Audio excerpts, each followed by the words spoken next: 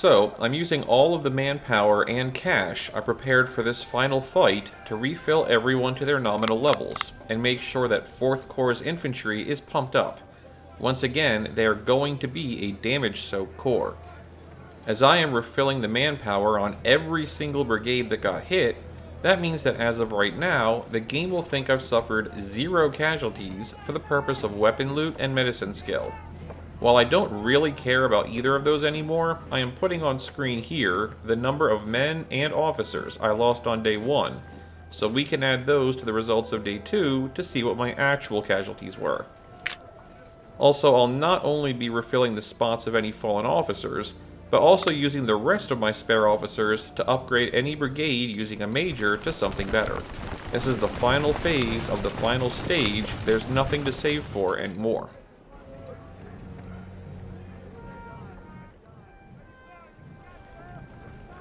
One quick set of clicks so that everyone can see what I'm going in with, and then to the finale of this series.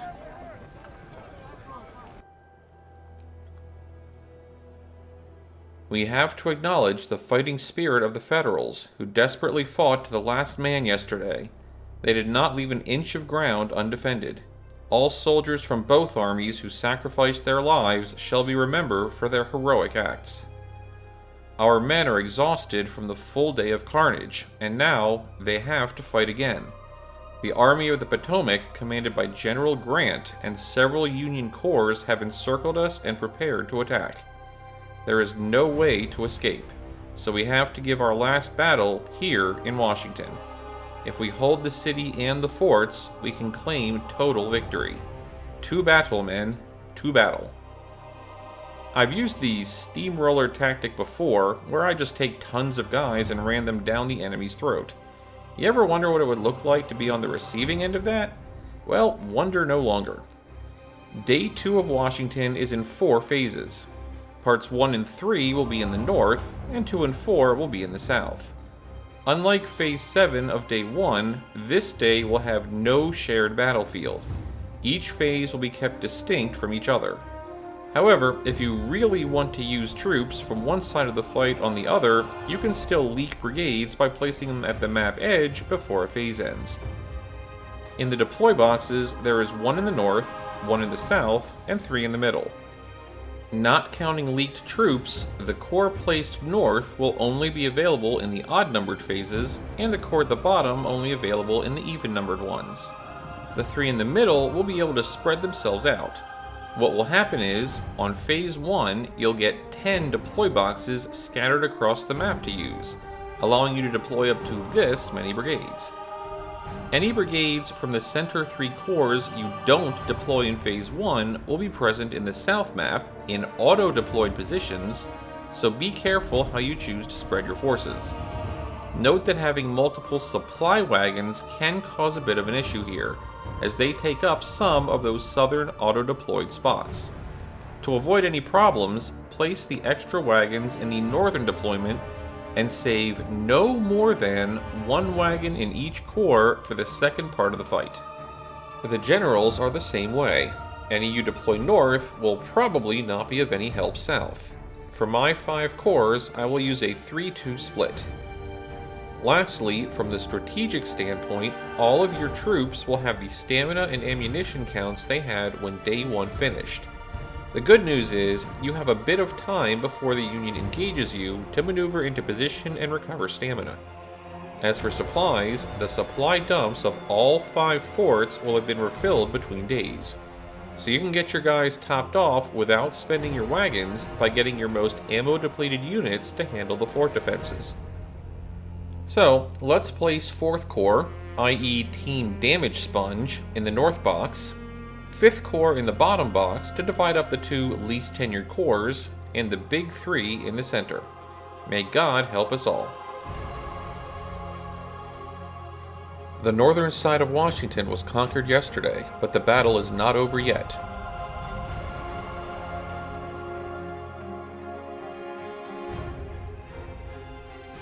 The Union armies have assembled and are determined to attack and destroy us. General Meade is deploying to the left with the support of at least 3 corps.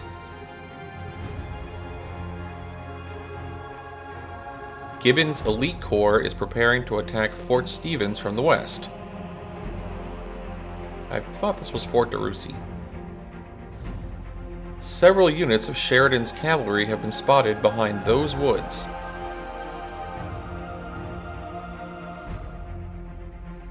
Two Corps is advancing with massive artillery batteries. 5 Corps and 6 Corps are coming from the northeast, ready to blast our defenses with hundreds of artillery pieces. At least 2 more Union full corps are marching to the east side of Washington.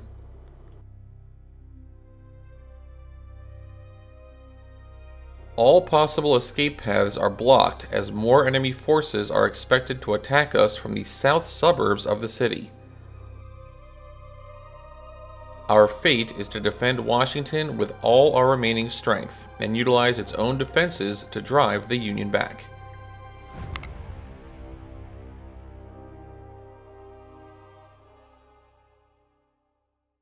General, we can use Washington's northern fortifications to defend ourselves. Holding Fort Stevens with strong brigades will safeguard our center. Fort DeRussy must be held to defend our left flank.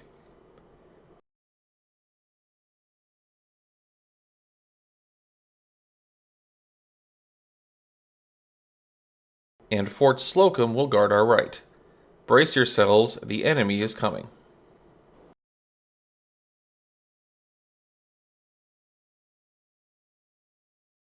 So, right off the bat, I have some good news. The Union will be sending a full division of infantry down this way, but as long as you are defending the walls here, they tend to get distracted and hung up on those defenders. This causes Fort Slocum to end up largely unattacked. I still need something here, otherwise the AI might realize it's a free take, but a single infantry in one of the walls will suffice. As such, this area will actually be used as a staging ground. My goal is to get all 3 sniper skirmishers, as well as all 9 cavalry of the first 3 corps, to assemble in this area. I'll have to deploy most of it farther left, and then run them east, but I'll have time for it. My snipers are a bit low on ammo, so I'll have them rally at the fort itself to reload. So this area is one of the biggies. Not the biggest fight we'll have, but it will be the focus of my attention for most of the phase. In addition to the Union division at the bottom right, another Union division will approach from this way, although they'll tend to spread out quite a bit more. The Union also usually have a couple cavalry running around in the back somewhere. None of which is a real concern. What is a real concern is the Union artillery that will be setting up here. It's hard to get an exact count, but I believe they are bringing roughly 17 squintillion cannons. The infantry over here really won't break through anything by themselves, but they're just here to take fire while I get blasted to oblivion. Defensively, I do have access to the very bonus-fied defensive walls, which will definitely go a long way towards mitigating the damage. However, I really can't just let them free blast me unopposed, and while I will have some cannons over here, they will mainly be dealing with repulsing the right side division. Most of my cannons will be farther left. How I'm going to actually deal with this is by using the fact that the area off-screen over here will be almost completely empty, and I will finally, after an entire campaign, be able to put my cavalry to extremely good use. I'll start by having the 3 sniper teams slide up the right, and preferably while staying hidden, snipe the heck out of this side of the infantry division. I don't just want to chase the brigades off. Any enemy unit that breaks and runs, but is also damaged enough that it's close to shattering, I want to continue chasing and hopefully snipe them out of existence. The absolute last thing I want to happen is for there to be healthy infantry around when I start the second part of this plan. Which is, once I've sufficiently damaged the Eastern Division, the horses will get involved. They'll head up the right side past the Union infantry, then turn left and proceed to run over cannon after cannon. This is what they were made for, rushing down vulnerable units in open fields. With 9 units total, I should be eliminating batteries so fast that very few of them will have a chance to turn and fire at me, minimizing my own casualties for this maneuver. I could, in theory, send the horses behind them instead, but while that would force the cannons to turn farther before they could fire, it would also result in more of the cannons deciding to do so at once, whereas with a sweep from the side, only a few batteries at a time should even be trying to turn and engage, and I'd rather the wall defenders take the majority of the cannon fire. I'll keep sweeping cannons from the field until my horses get too close to the action at the left, at which point they'll pull back and reevaluate. And what action is that, you might ask, hypothetical viewer? That would be this area. The Union will be sending an amount of artillery that is only slightly smaller to this area, perhaps only about 14 squintillion cannons. They also will be sending infantry from multiple directions, and in large numbers, to Fort DeRussy. It is the most isolated part of my defenses, and the AI knows it. The fort has 3 infantry and 2 cannon defensive points, but that won't be nearly enough to hold off what's coming.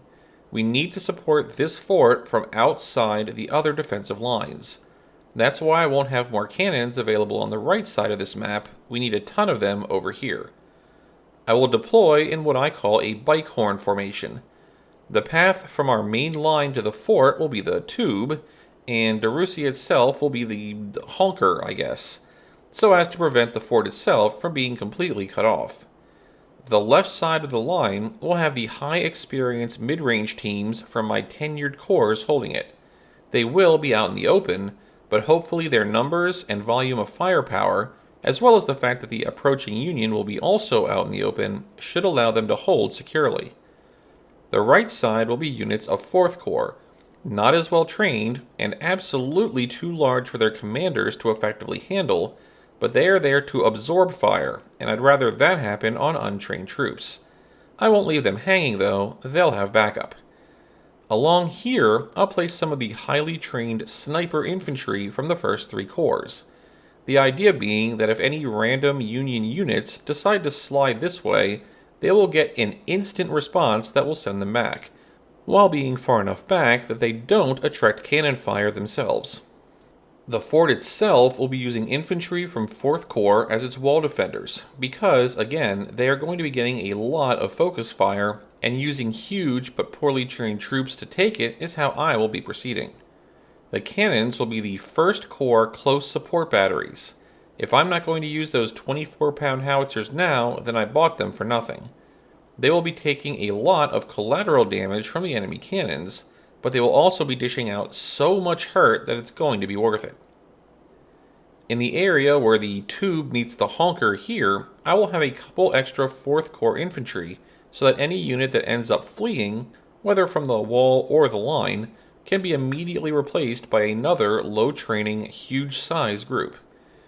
And that just leaves the area in here. That is going to be my response to the enemy using every cannon they have, me using most of mine. Right behind the 4th Corps reserve formations, I'll place assorted close support batteries, where they will be closest to the mass of enemy units, as well as in position to replace the fort defenders' guns if needed. The area to the bottom will be where I place my mid-range cannons. From there, they should do very impressive damage to the Union's southern attacks, and should they find themselves without anyone in front of them to shoot at, they should still have the range to turn and fire at maximum distance at the other side's forces. The area here will be for the long-range guns. Their goal will mostly be counter-battery. Preferably, I'll be taking out the enemy artillery on the left side, with the right side maybe getting caught up in my cavalry maneuver from off-screen east. But really, I'll give orders to target anyone over here based on them being in the open and or clumped together. Also, not all long-range guns are created equal. What I call a long-range gun is just a cannon whose statistics mean that it is highly effective out to its farthest reaches, but some cannons have farther reaches than others. So within the long-range battery area, my 20-pound parrots will be way at the bottom, the 10-pound parrots in the middle, and the Tredegar-equipped units will be towards the top. I have a strong feeling that this stage, Sylvestrin won't get away unscathed. In support of all this, I'll have 2 of my generals, one right at the edge of the fort here, and the other covering as many of the infantry line as he can around here. I'll also be dropping in a bunch of supply wagons to keep all my guys firing.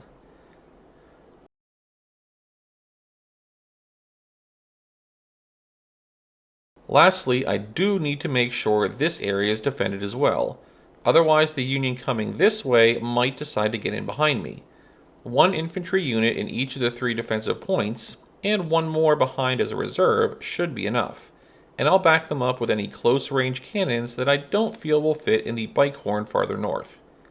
That's the plan anyway. Let's see how it goes.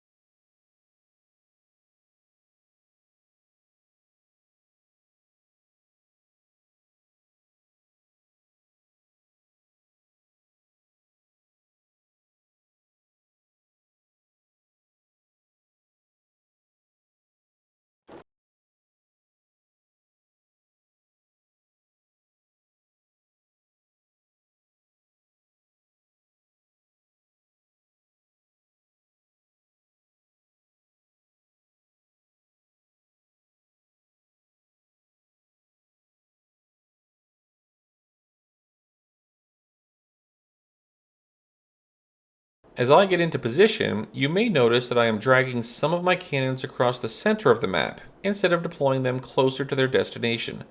That's because they're low on ammo. The supply dump south of Fort Stevens is super large and can easily resupply everyone in like 1 real-life minute.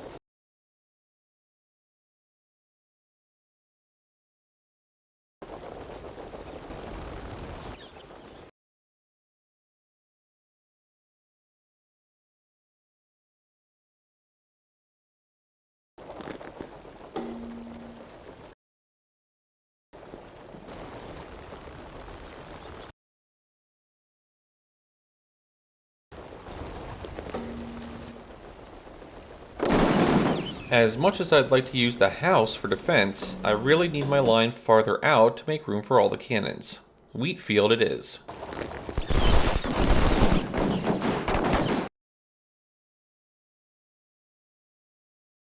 Day 1 saw a lot of fast-forward pausing. This video will have very little of it. Just FYI.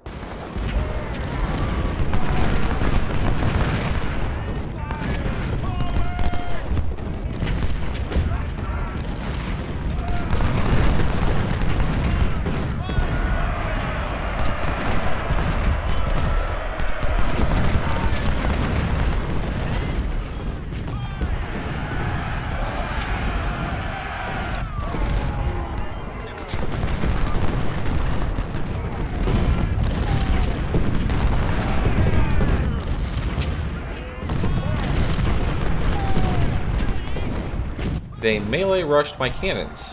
That's actually not a bad plan by them. Granted, it's not going to work with only one brigade.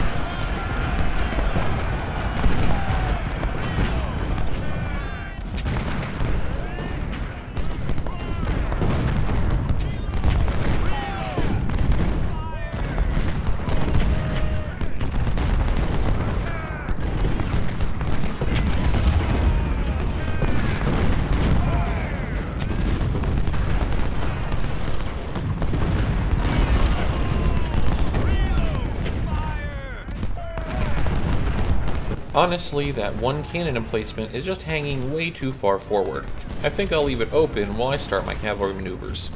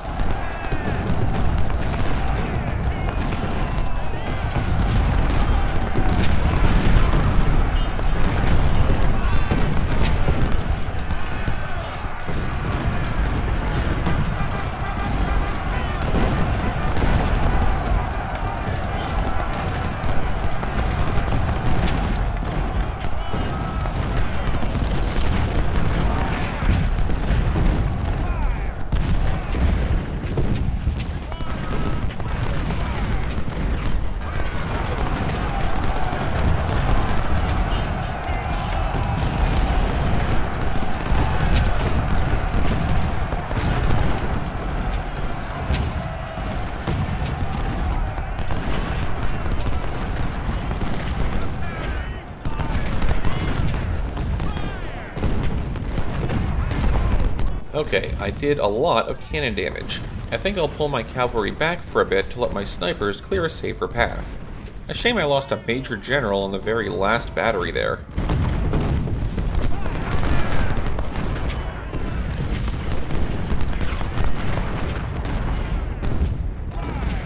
With the right side of the line secure, I am moving my cannons over to the supply station.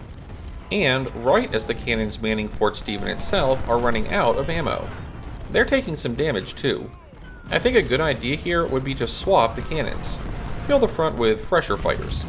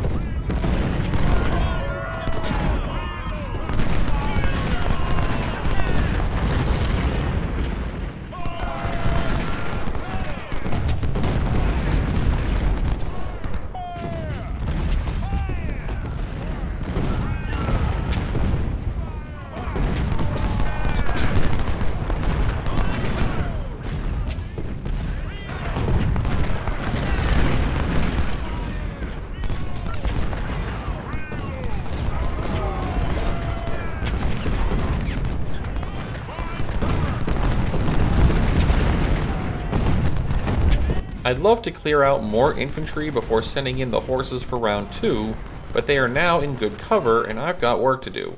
Men, get in there.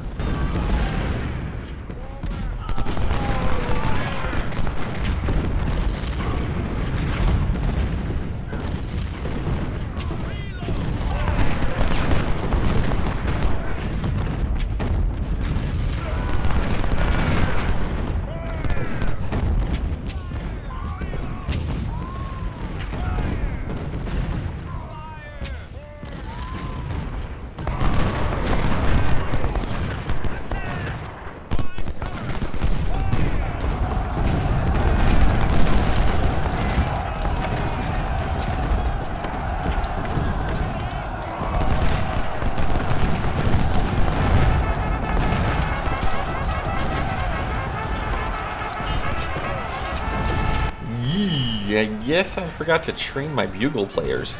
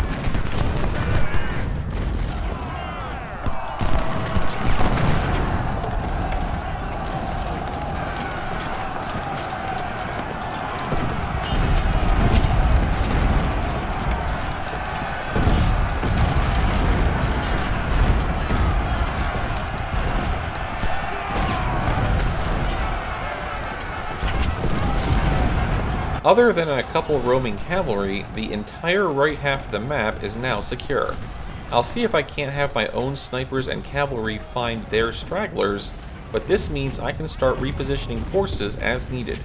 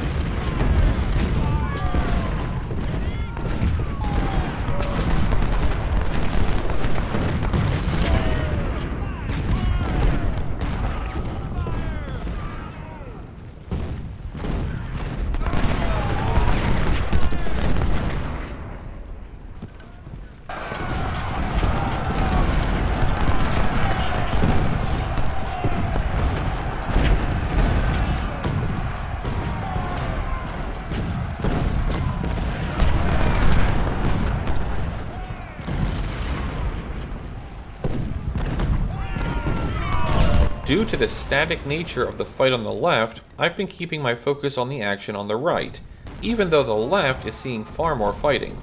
Let's see how many Union oh my god, look how clumped together these guys are.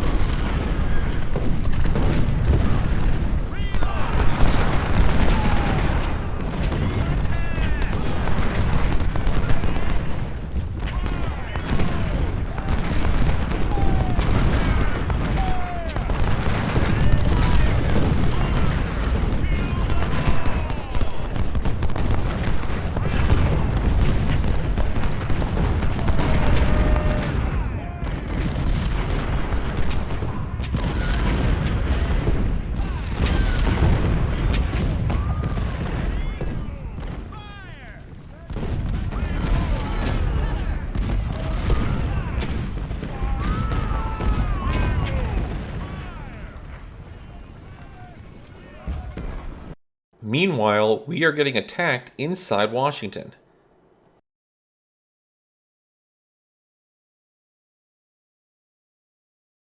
We could not hold the city for more than one day before the Union decided to counterattack with everything they got. It is possible to utilize the forts and trenches around the city to defend ourselves.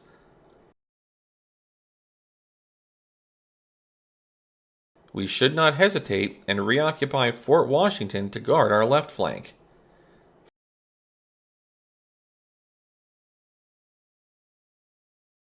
Fort Thomas can defend our right flank. Quickly, run to the battlements. The Union assault will come from two directions in Phase 2, and both will be the same ones we used on our attack on Day 1. Roughly one Union corps will approach from this way, with a mix of mostly infantry and a few cannons. Nothing really special about it. They will head in this direction and engage the defenses, assuming you have anyone at them. Due to the auto-deployed nature of this phase, it's possible that the units you have here won't be what you want, and you'll have to follow the stage's instructions of running people from farther left. But the good news is, you should have time to get the next group over far enough to occupy this wall segment before the Union can get here if needed. The two defense points here should be occupied initially, but after the Union chooses its engagement, there's a good chance you can split off a skirmish detachment to hold the defense, while sending the main infantry brigade elsewhere. Also of major note is that the wall segment here has a very thin profile. This means that it also has a very thin collateral damage area. Because of this, you can take any cannons you want to use down here and press them almost all the way up to the line itself, and they'll be totally fine. That close proximity should cause them to be much more effective at both counter-battery fire and anti-infantry work. Lastly, up at the top here, the two defense walls will be occupied by two of the four infantry you can see, and the other two will swing into the defensive spots in the fort itself. Also going up here will be the 5th Corps snipers, who will, after the Union Corps settles into position, sneak along the north map border to try to get behind them and take, like, all the snipes of opportunity. They shouldn't be in any danger, as this area shouldn't see any aggression, as it's just being occupied to corral the Union in this small area.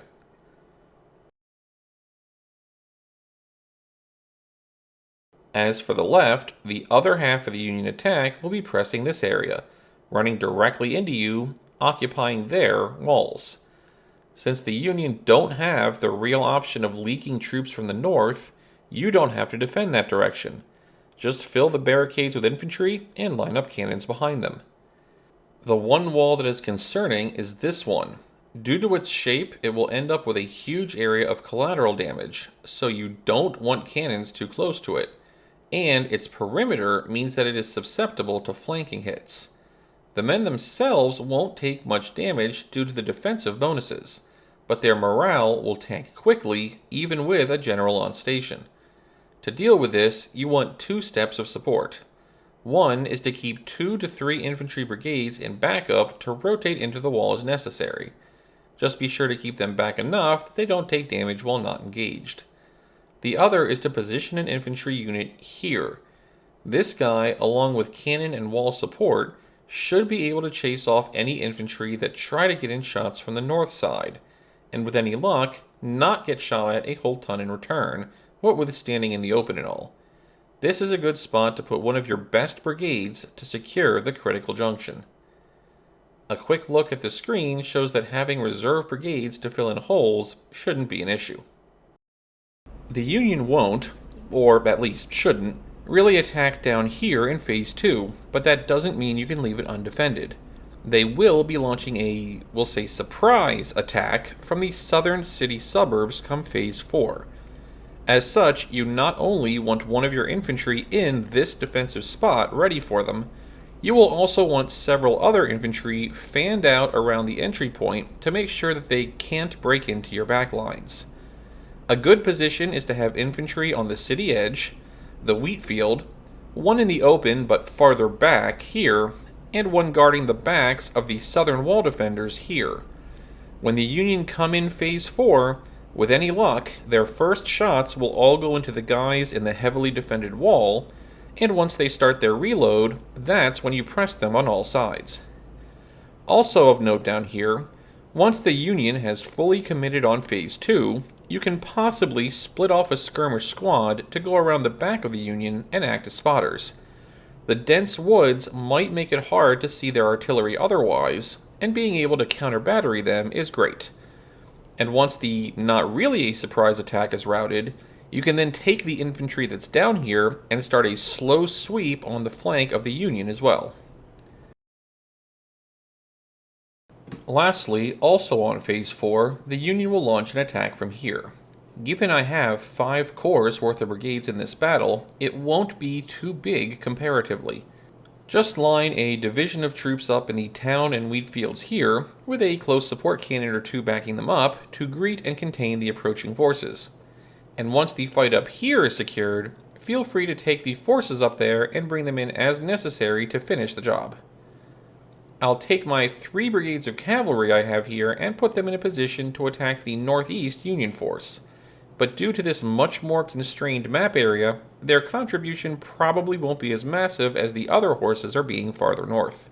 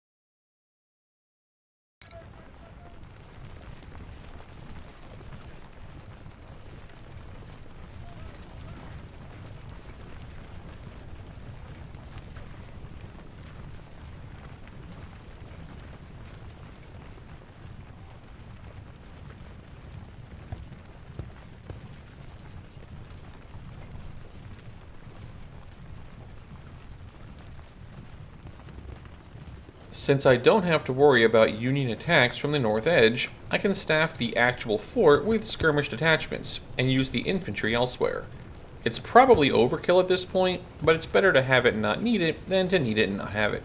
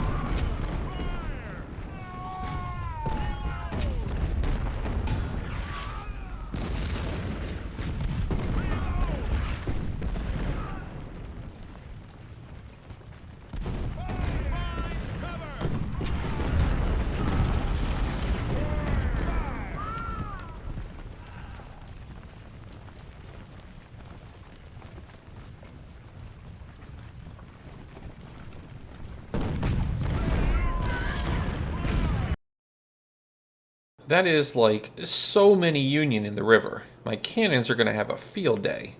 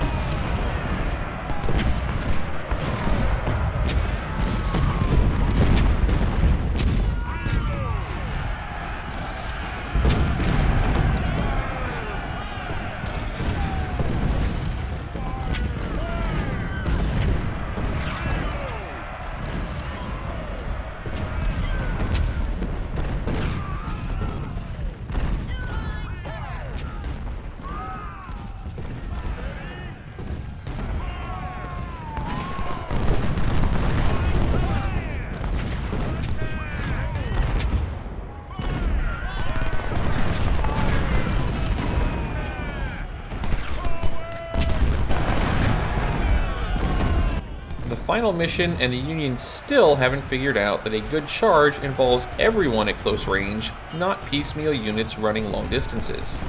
Well, never interrupt an enemy in the middle of them making a mistake. I'll still need a backup unit here though, so this guy should do.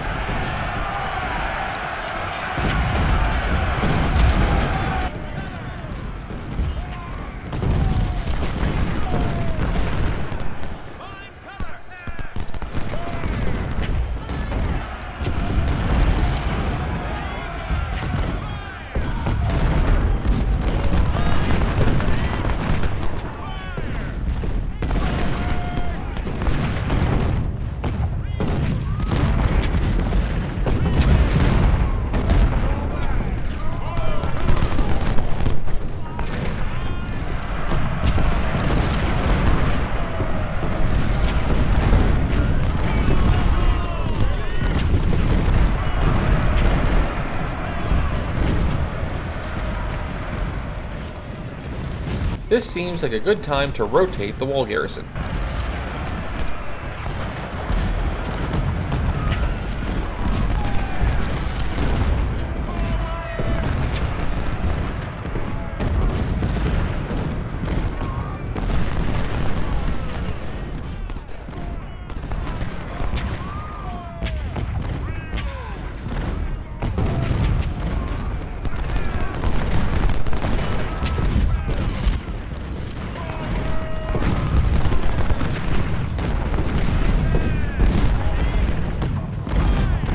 Where is all that Union infantry going anyway?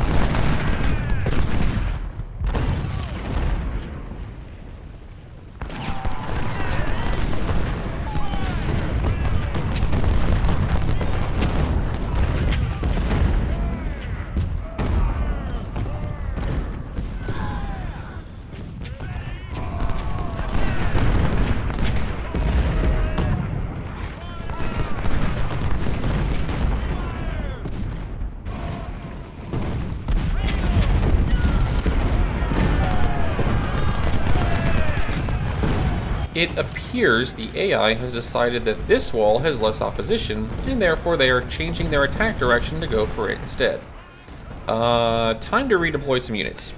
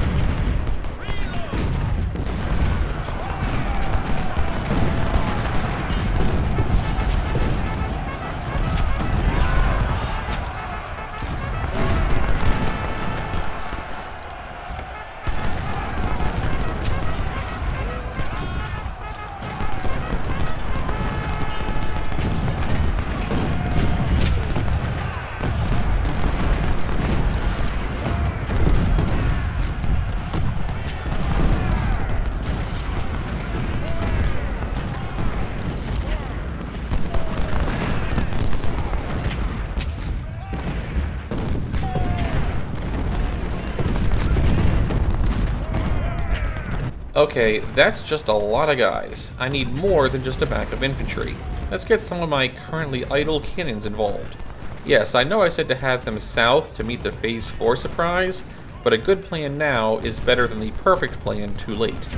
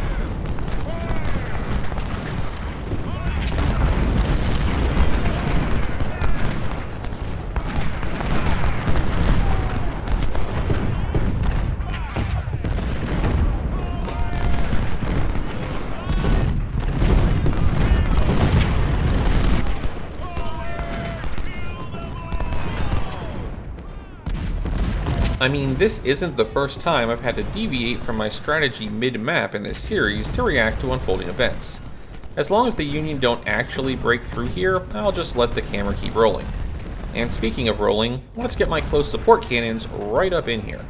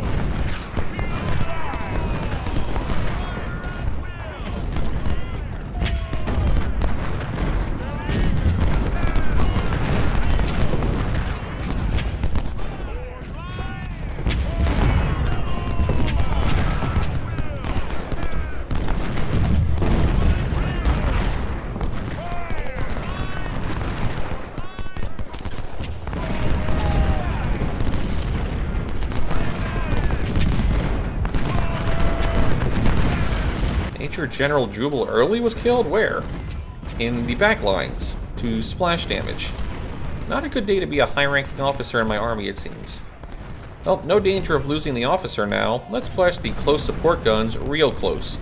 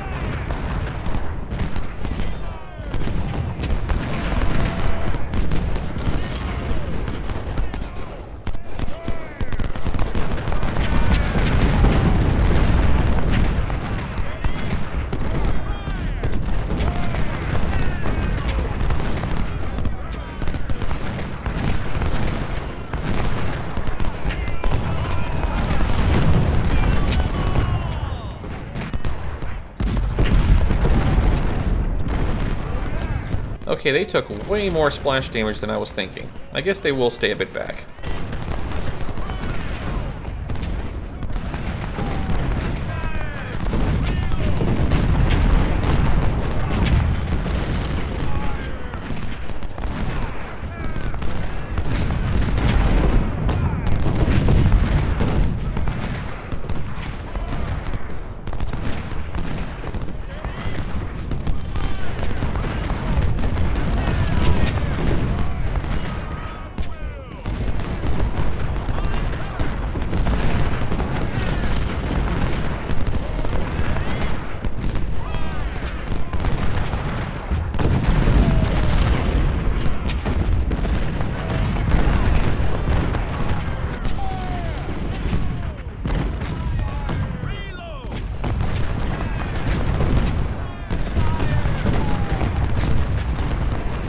I really should be moving the force on this side to behind the Union, but it's so close to the timer running out, I'll wait till next time.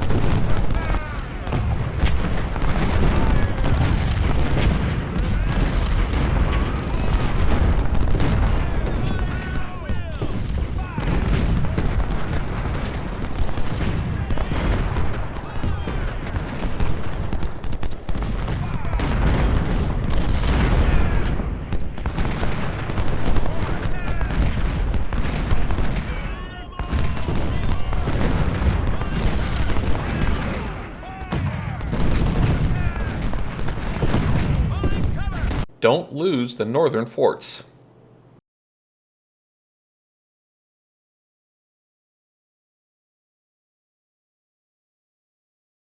General, we must not lose the forts north of Washington, or else we will lose the battle. Defend them at all costs.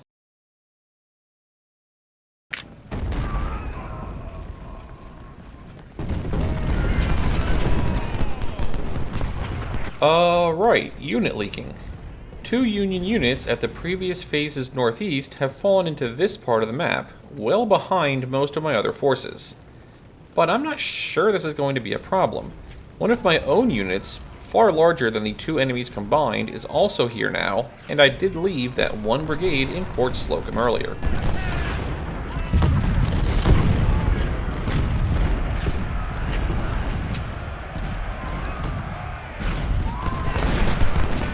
You know, I think this is actually going to work out in my favor.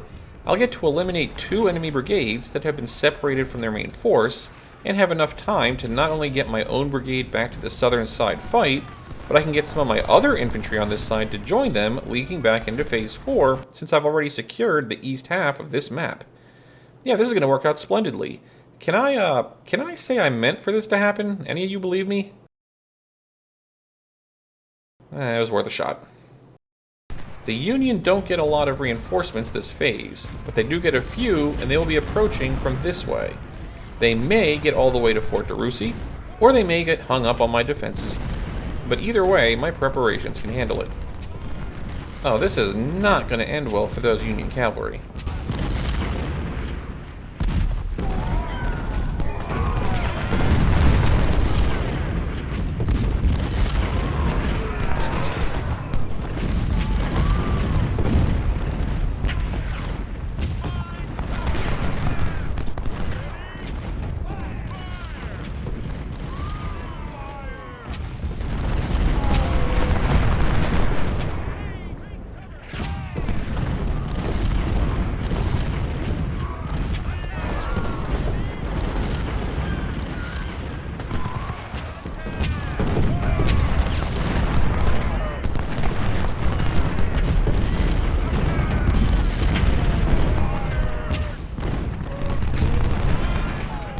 And just like the other part of the map, the Union has decided to send a chunk of its forces somewhere else.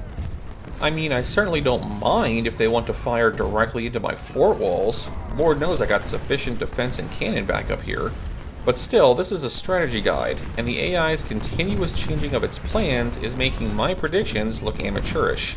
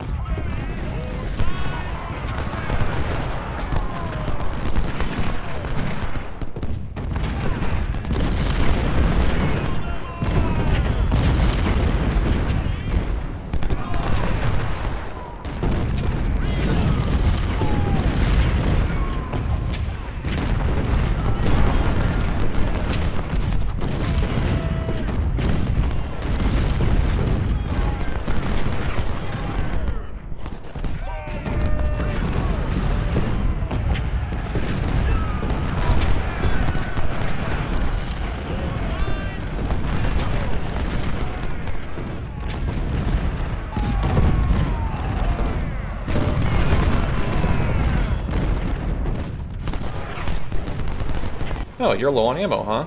Well, good news. After finishing that guy off, you have plenty of time to reload at Fort Slocum before getting back to the south map border.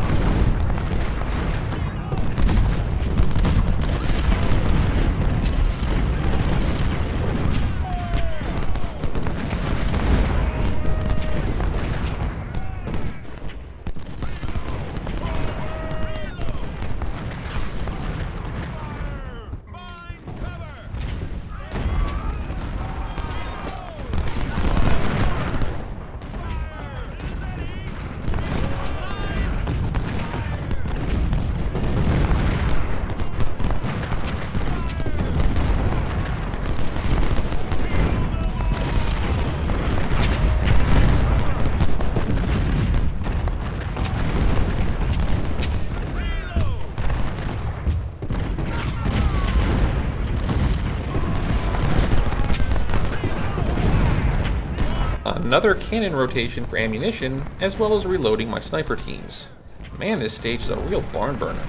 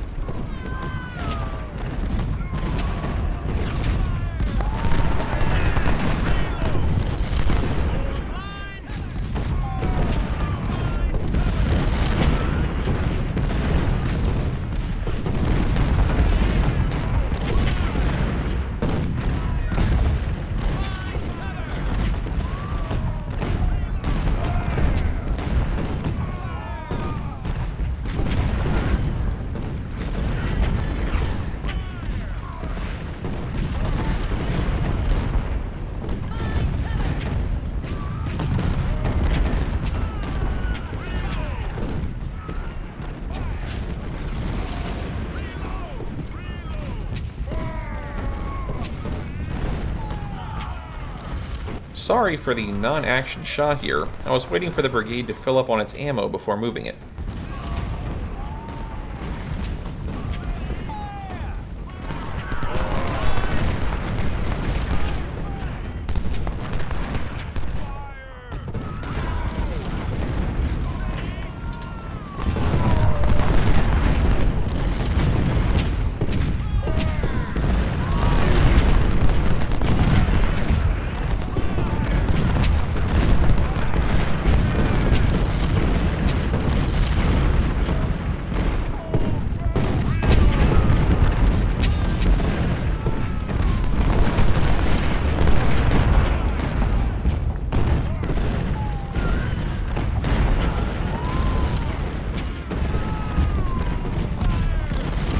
This infantry has been off his wall spot for the last half hour of game time. I didn't even realize it since the Union didn't press their advantage. It's not like I didn't have a reserve infantry ready to throw in there either. I blame fatigue.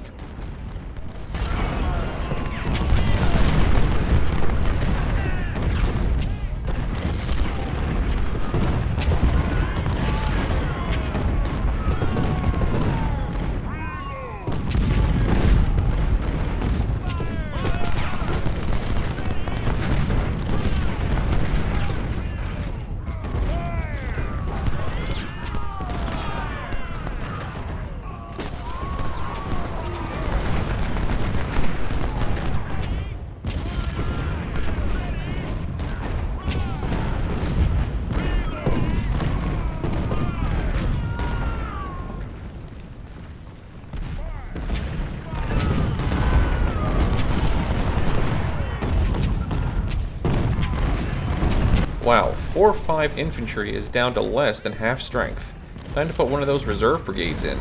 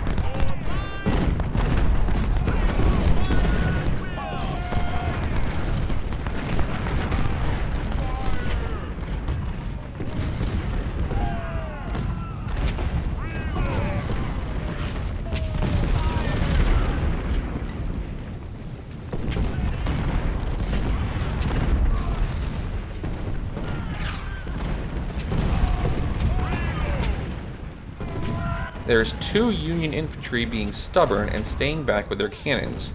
But really, this is as good of a chance as I am going to get. Let's get the cavalry into a position where they can wreck the remaining enemy artillery.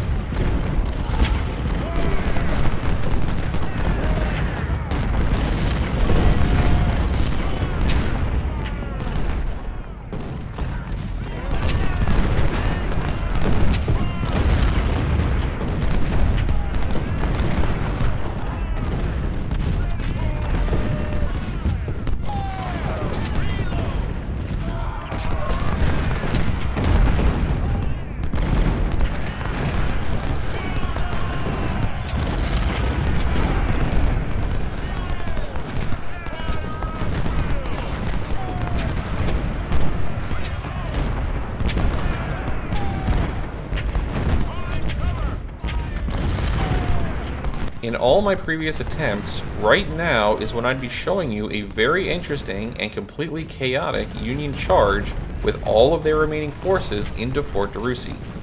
Instead, 10 enemy brigades branched off and are now standing in front of Fort Stevens, getting slowly cannoned to death for nothing. I apologize for the boring result, but I don't apologize for a strategy so effective that the AI has basically given up. That's what a guide is for, after all.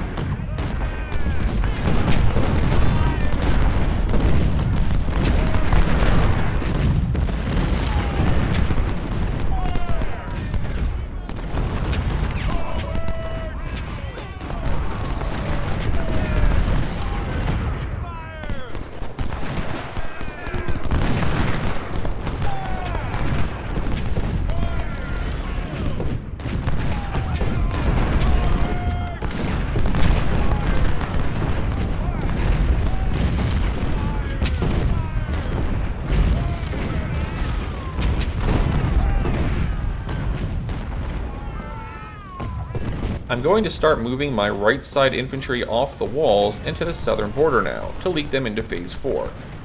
First though, I'll split off a skirmish team from each to continue to hold the wall. Last thing I want is a lone enemy cavalry coming out of nowhere to snipe something important.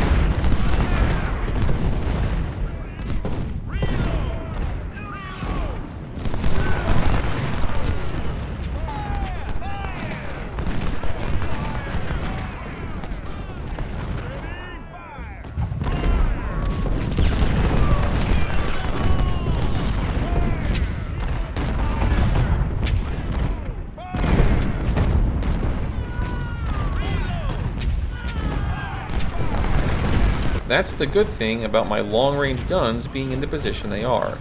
The Union have slid almost an entire corps of infantry to a different target, and all my guns are still in a great position to be providing support fire. And speaking of guns, I can wait no longer. Cavalry, charge.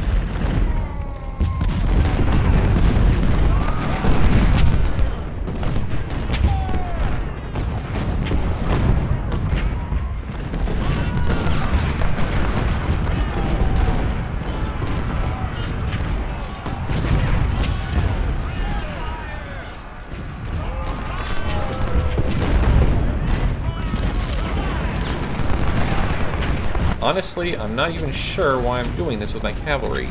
There's not enough time left to wipe everyone out, but there is enough time for them all to get shots at my horse guys first. Ah well, get 'em, men.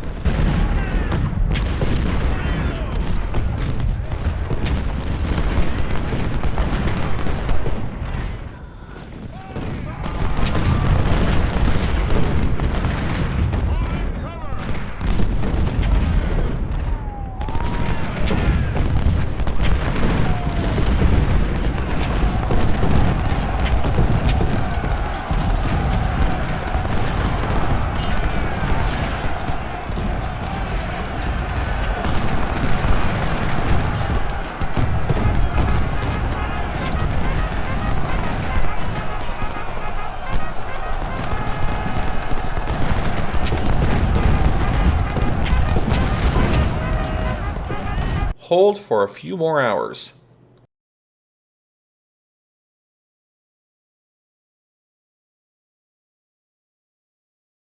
We managed the impossible and held so far superior enemy numbers. Hold the forts and the city till nightfall to claim total victory. Give all you've got. Can someone get the lights, please? Thanks. All that backup infantry has made the trip to the south map, and they are just where they're needed. I now have the forces to push the Union back off the walls and even conduct a last stage surround.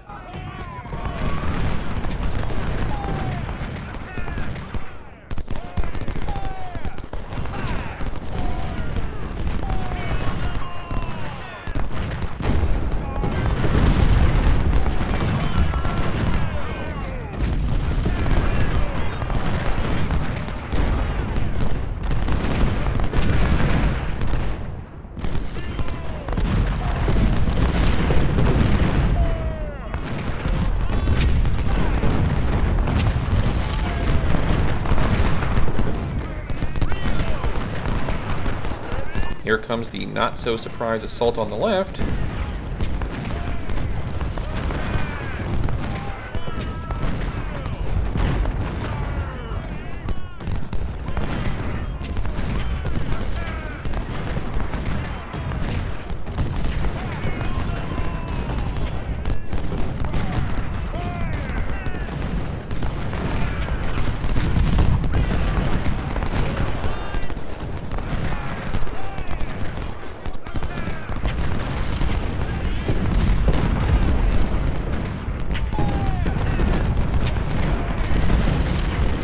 And here's the not-so-surprise assault on the right. All fronts are accounted for, and all the enemy forces are basically surrounded. Other than the bottom right enemy force having a narrow escape corridor east, I'm sure they'll try to use it, but it's not going to get them far.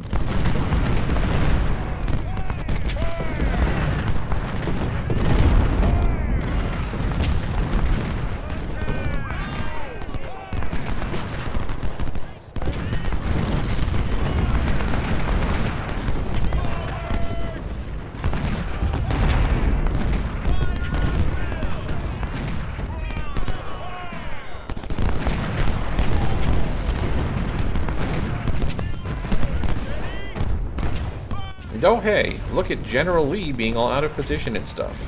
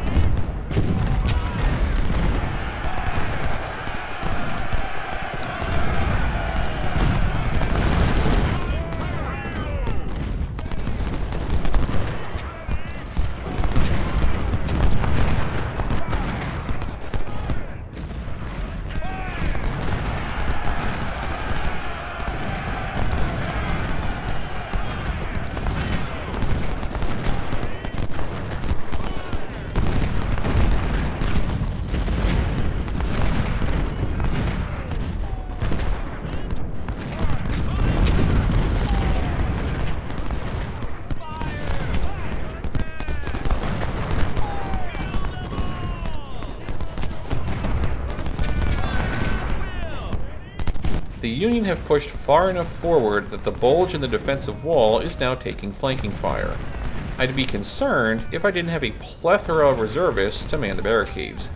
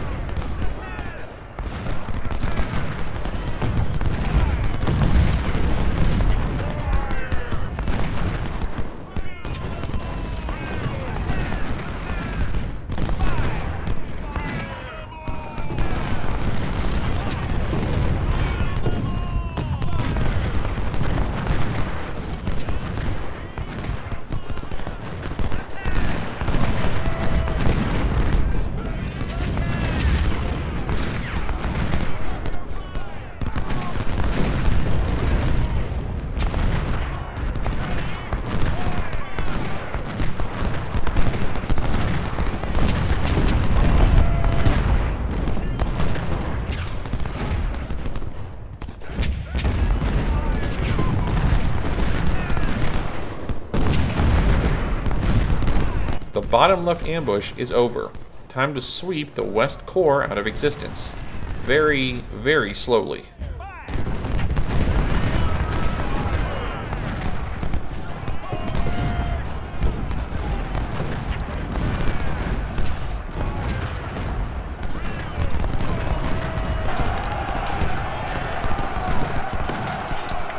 And the bottom right ambush isn't going any better for them. I've reoccupied the bottom right defensive spot, so they really have nowhere to go anymore.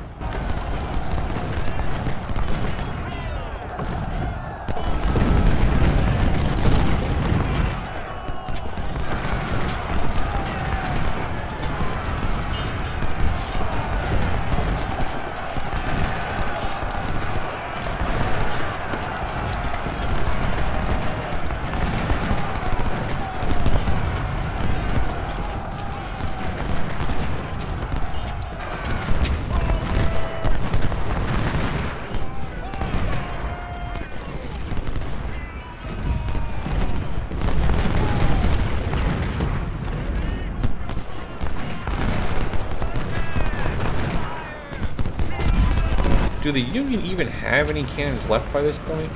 No, they do not.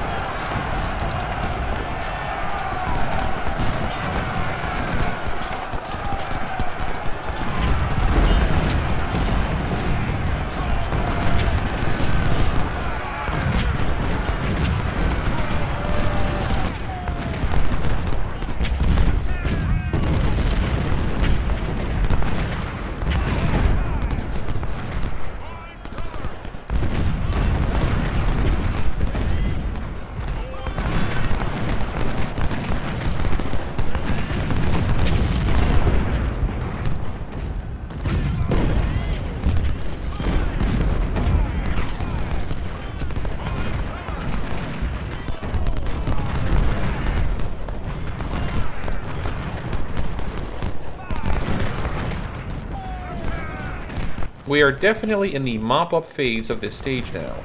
There's not going to be much left to say, so if you want to jump to the conclusion, I wouldn't blame you. The algorithm might, but I won't.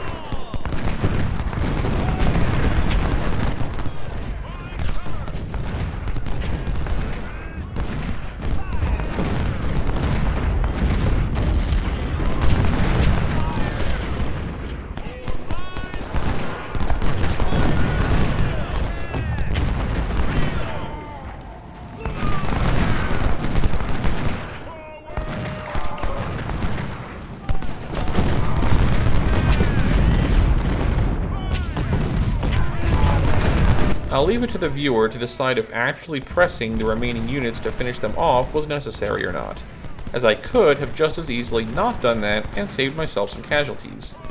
However, what I will say is that I didn't exactly do this surround well, as some of my guys are firing from the river while they're in the forest. That was a dirt moment.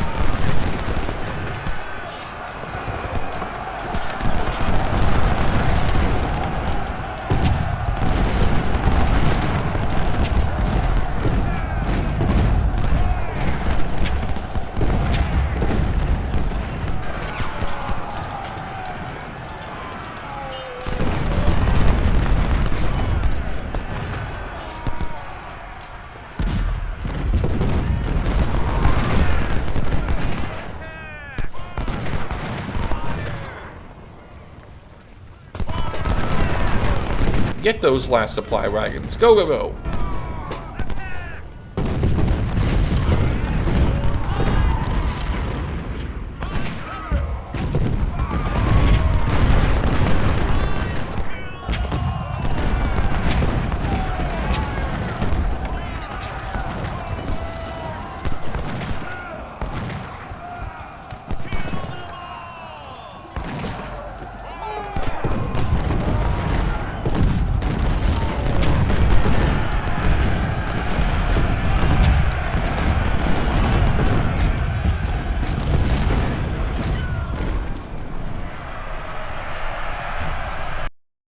That's game. Man, that's a lot of Union generals. Anyway, keep in mind that this number is misleading. If I add back in all the guys I replaced from day 1, I actually lost this many men. Still, that's nothing comparatively. As this is the final stage, and every single brigade I had was in the fight, I'm going to show you the entire results list and show it to you twice. First sorted by casualties, then by kills. Yes, this will take a bit. 4-5 infantry got smashed silly this stage, but after them, the next highest squad I had on the sort was the 142 Scrubs and the 222 mid-range. Other than that one brigade, our side really came out of this shining.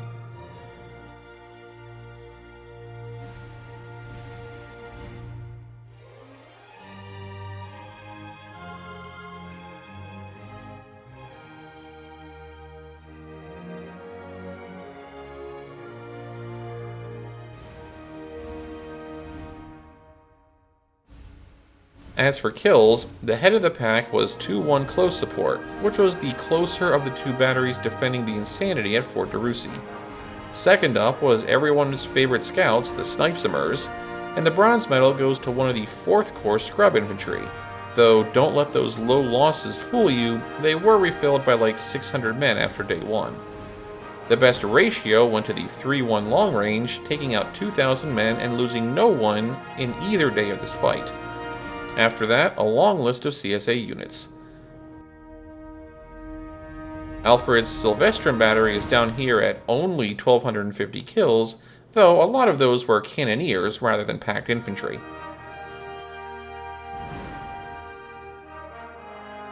The 1st Union unit is way down here at position 95. Yes, I counted. I'm pretty sure that they are only this high because they were the cannon that spent all of Phase 1 hitting the 4-5 Infantry Brigade in the open. And then there's the rest of the list for, we'll say, posterity's sake.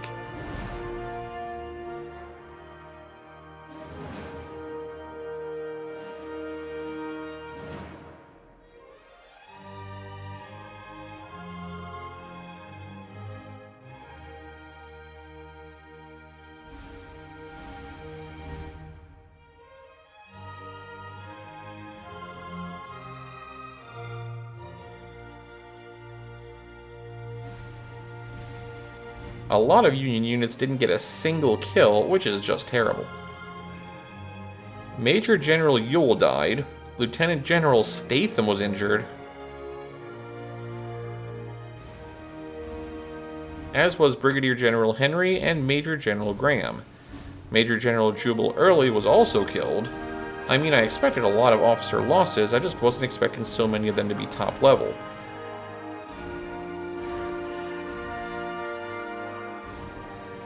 Loot. Not really relevant, but I'll show it because why not? This video is already exceedingly long.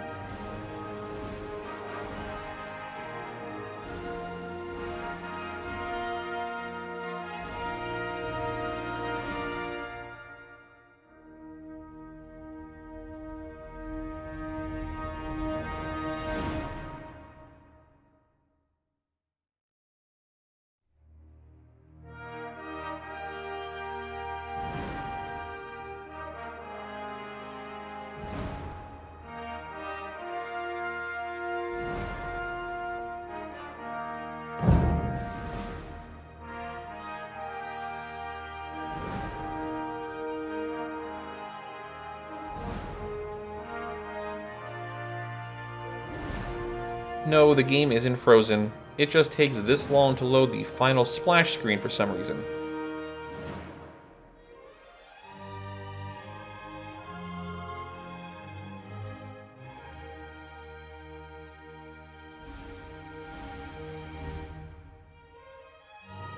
I don't want to cut it though, the musical switch is kinda jarring if I do.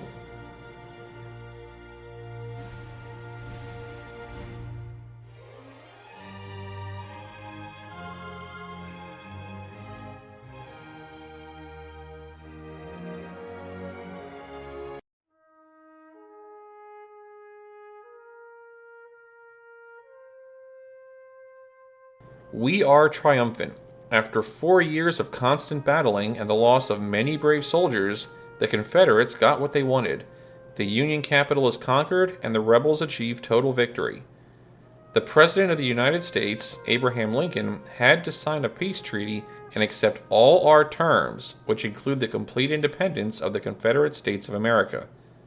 A new page in American history opens for our newly formed nation, while several foreign countries wish to start diplomatic relations by establishing embassies in our land.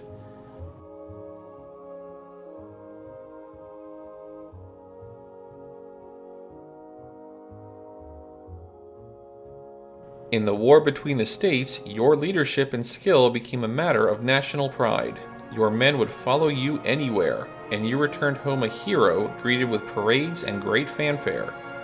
The people of the great state of Virginia elected you governor by an overwhelming margin. Your skill at managing an army in the field will prove invaluable for your managing an entire state.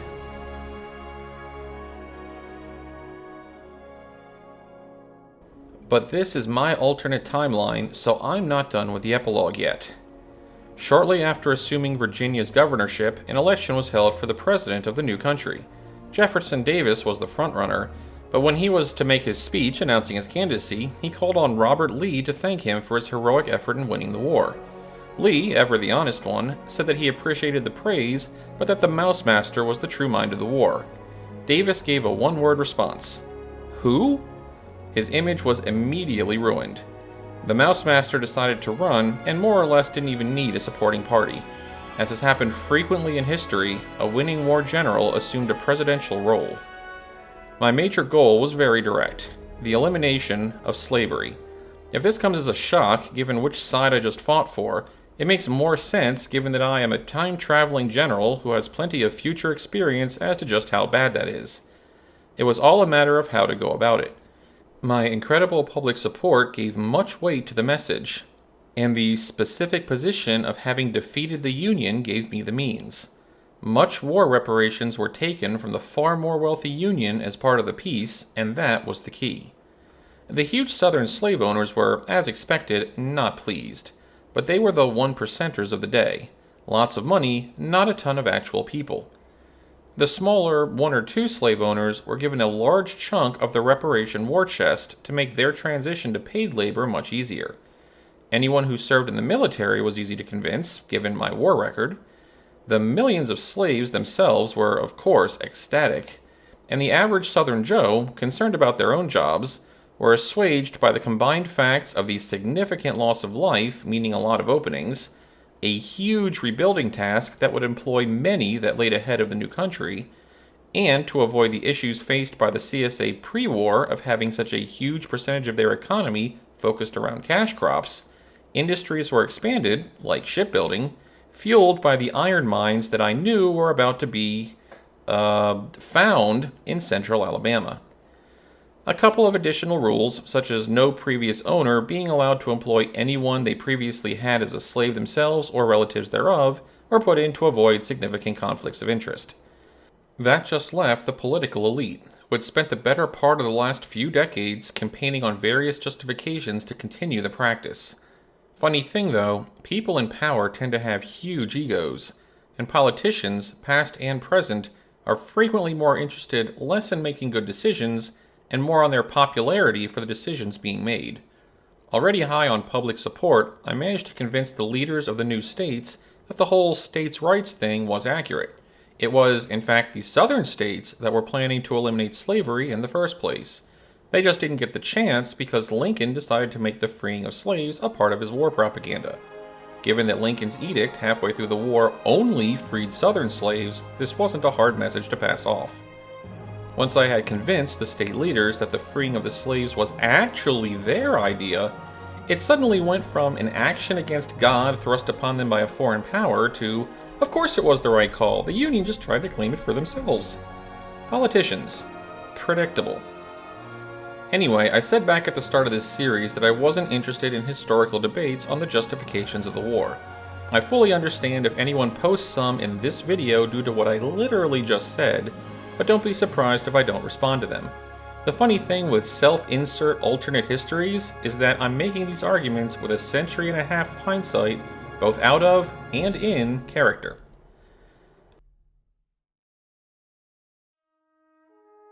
So, thus ends this walkthrough. There will be one more brief video after this, though I won't add it to the playlist since it's not actually part of the guide. Said video will be the post-mortem of the series, as well as me answering any questions. If you have a question you'd like to ask, I made a community post where you can do so. I'll put the link below. I am the Mouse Master, and good night to you all.